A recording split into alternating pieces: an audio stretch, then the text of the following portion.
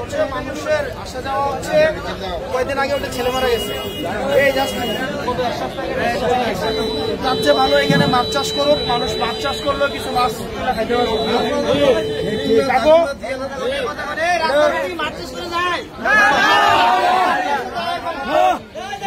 এমন অবস্থা এখানে হচ্ছে রাস্তার মধ্যে মাছ চাষ করতে হবে এগুলো জিওল মাছ ছেড়ে দিবেন